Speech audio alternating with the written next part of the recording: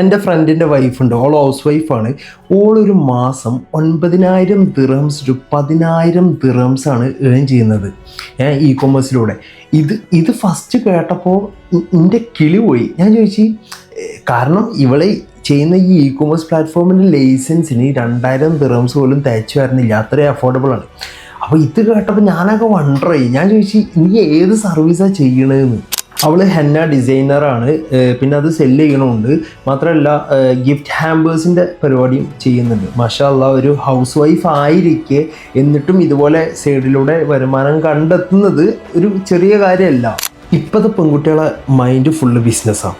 കാരണം ഭയങ്കര പൊട്ടൻഷ്യലും high creative ഐഡിയാസുമാണ് അവർ produce ചെയ്യുന്നത്. പെൺകുട്ടികളൊക്കെ പൈസ ഉണ്ടാക്കൽ തുടങ്ങി. ഇതുപോലെ എന്തെങ്കിലും ഒരു ഓൺലൈൻ പരിപാടി തട്ടിക്കൂട്ടണം. പൈസ ഉണ്ടാക്കണടാ.